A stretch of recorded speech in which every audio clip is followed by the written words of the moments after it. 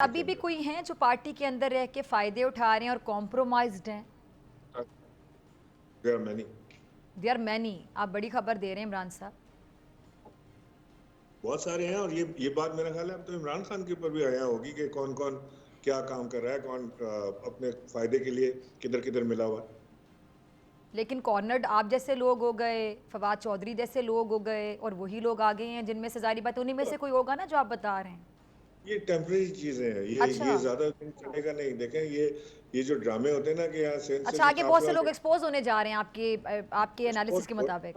Day by day expose हो रहे हैं। आप खुद तहरीक इंसाफ के लोगों सपोर्टर्स की आप ट्वीट्स और वो सारे देखें ना, या तहरीक इंसाफ में कराची सिंध में एक साहब हैं जो ड्रामा करते हैं जी, वो बड़ा काफिला लेके जा रहे हैं और उन्होंने 130 बसें कर ली, फला कर लिया और एसएचओ ने उनको पकड़ के जो है वो वापस कराची रवाना कर दिया।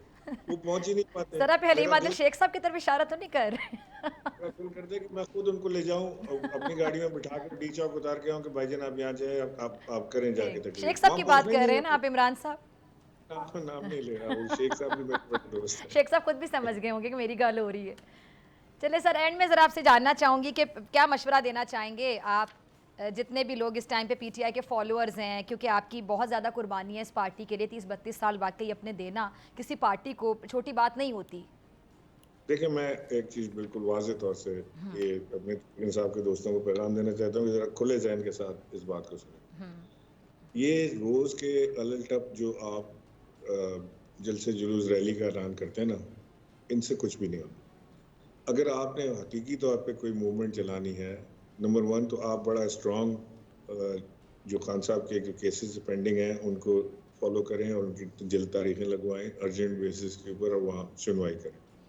नंबर 2, पाकिस्तान तहरीक इंसाफ को सियासी जमातों के साथ मिलकर बैठना पड़ेगा।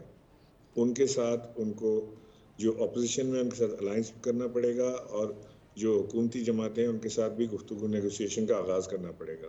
सियासी जमातें, सियासी लोगों से ही बात किया करते हैं और वहीं से रास्ता निकलता है। मेरा तो ये मशवरा है कि जी बड़ा इस वक्त संजीदा सियासत की ज़रूरत है। तहरीक इंसाफ में संजीदा सियासत आ गया है और संजीदा सियासत को आगे लेके चलें। शाह महमूद कुरैशी एक ऐसे शख्स हैं जो संजीदगी से इस सियासत को आगे लेकर जा सकते हैं और मसले का हल निकालने में मददगार। सब्सक्राइब करें और बेल दबाएं ताकि कोई खबर रह न जाए।